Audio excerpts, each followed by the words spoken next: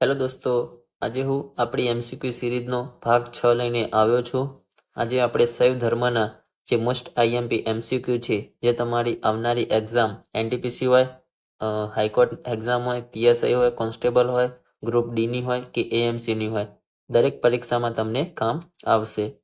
જો મિત્રો તમારે આ વિડીયોની પીડીએફ જોતી હોય તો ડિસ્ક્રિપ્શનની અંદર લિંક મૂકેલ છે, એમાં જઈને તમે પીડીએફ ડાઉનલોડ કરી શકો છો. તો શરૂ કરીએ આજનો વિડીયો. પહેલો પ્રશ્ન છે આપણો, લિંગ પૂજાનું સૌ પ્રથમ સ્પષ્ટ વર્ણન કયા પુરાણમાં છે? મત્સ્ય પુરાણ, વિષ્ણુ પુરાણ કે ગરુડ પુરાણ કે એક પણ નહીં? તો સાચો જવાબ છે વિકલ્પ એ, મત્સ્ય પુરાણમાં. માતા પાર્વતીનું નામ કયા અરણ્યકમાં છે? ઐતરેય, કૌશિકી, તૈતરીય કે બૃહદારણ્યક? તો સાચો જવાબ છે વિકલ્પ સી, તૈતરીય અરણ્યકમાં. પલ્લવ કાળમાં શૈવ ધર્મનું પ્રચાર પ્રસાર કોના દ્વારા કરવામાં આવ્યું હતું? અલિયાર, નૈનાર, એ અને બી બંને કે એક પણ નહીં? તો સાચો જવાબ છે વિકલ્પ બી, નૈનાર. તો મિત્રો આ જે નૈનાર છે એ જે શૈવ ધર્મનો પ્રચાર કરતા હતા એ લોકોને નૈનાર કહેવામાં આવે છે, અને જે વૈષ્ણવ સંપ્રદાયનો પ્રચાર કરતા હતા એમને અલિયાર કહેવામાં આવે છે. કયા ચીની યાત્રાળુએ વારાણસીને શૈવ ધર્મનું પ્રમુખ કેન્દ્ર બતાવ્યું છે?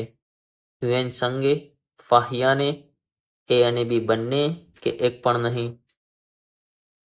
તો સાચો જવાબ છે વિકલ્પ એ, હ્યુએન સંગે. કેટલા નૈનારો હતા? તો મિત્રો આપણે આગળ વાત કરી કે નૈનાર એટલે શૈવ સંપ્રદાયનો જે પ્રચાર પ્રસાર કરનારા લોકો હતો તેમની સંખ્યા કેટલી હતી? 76, 53, 86 કે 63? તો સાચો જવાબ છે વિકલ્પ ડી, 63. પાશુપત સંપ્રદાયના સંસ્થાપક કોણ હતા? અશોક, લકુલિશ, વિશ્વામિત્ર કે નારાયણ? તો મિત્રો સાચો જવાબ છે વિકલ્પ બી, લકુલિશ. તો મિત્રો આજે પાશુપત સંપ્રદાય એટલે શૈવ સંપ્રદાયના અંદર ઘણા બધા ભાગ છે, એમાંનો એક.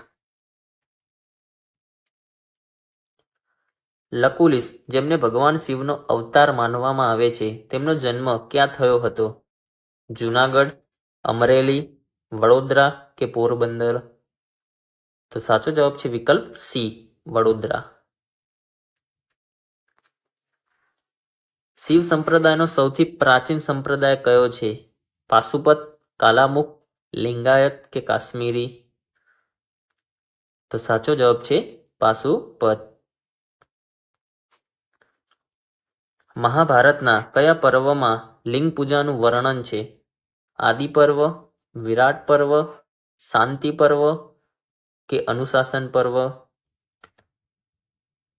તો મિત્રો વિકલ્પ ડી સાચો છે કે 13મા નંબરના અનુશાસન પર્વમાં. કયા સ્થળેથી પદ્માસનમાં બેઠેલા ભગવાન શિવના ચિત્રવાળી મહોર મળી છે? હડપ્પા, લોથલ, મોહેન્જો-દડો કે રંગપુર?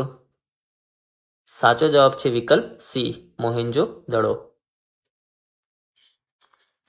શૈવ સંપ્રદાયનો પ્રથમ ઉલ્લેખ શિવ ભાગવતથી કયા ગ્રંથમાં છે? એટલે કે મિત્રો શિવ ભાગવત કરીને કયા ગ્રંથમાં શિવ સંપ્રદાયનો ઉલ્લેખ કર્યો છે?